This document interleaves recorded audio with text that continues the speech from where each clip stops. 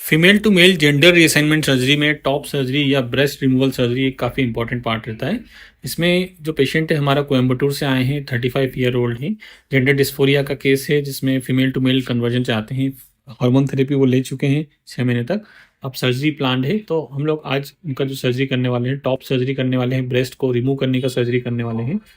इनका जो ब्रेस्ट का साइज़ है अधिक है, इसमें की होल सर्जरी करना उचित नहीं रहेगा, क्योंकि ब्रेस्ट का साइज़ ना अगर हम सिर्फ की होल करेंगे तो लूज स्किन काफ़ी सारी रहेगी और वो लूज स्किन खराब लगेगी। तो सबसे फर्स्ट स्टेप जो रहती है, हम लोग स्टैंडिंग पोजीशन में पेशेंट को मार्क करते हैं। ब्रेस्ट को कहाँ से कहाँ तक रिमूव करना है, मिड लाइन को मार्क करते हैं, लेटरल एक्जिला में कितना एक्सटेंशन है वो असेस करते हैं। खड़े पोजीशन में लेटरल पार्ट में हम लोग कई बार लाइपोसक्शन या फैट को रिमूव करने का प्रोसीजर करते हैं, ताकि जो बल्ज है एक्जिला में साइड में वो दिखना कम हो जाए। ये जो प्रोसीजर रहता है इसमें करीब 2 घंटे का समय लगता है और मोस्टली 1 डे हॉस्पिटल स्टे का हम लोग एडवाइस करते हैं। इस प्रोसीजर में हम लोग निप्पल को ओरिजिनल पोजीशन से निकालेंगे, नई जगह उसको शिफ्ट करेंगे। साथ ही एरियोला को हम लोग छोटा करते हैं मोस्ट ऑफ द टाइम। जो मार्किंग रहती है उसको करने के बाद पेशेंट को जनरल एनेस्थीसिया दिया जाएगा। जनरल एनेस्थीसिया मतलब कंप्लीटली बेहोश करते हैं, तो उस समय आपको कुछ पता नहीं चलता, कोई दर्द वगैरह नहीं होता है। इस पेशेंट का हम लोग साथ ही लेप्रोस्कोपिक हिस्टेक्टोमी या uterus removal and ovary removal भी करने वाले हैं।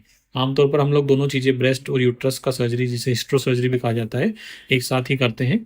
उससे कई सारे फायदे रहते हैं, जैसे एक ही बार एडमिशन लेना पड़ता है, एक ही बार दवाइयाँ खाना पड़ती है, एक ही बार एनेस्थीसिया देना पड़ता है, कॉस्ट में भी फ़ायदा रहता है। तो ये दोनों सर्जरी इसमें की जाएगी।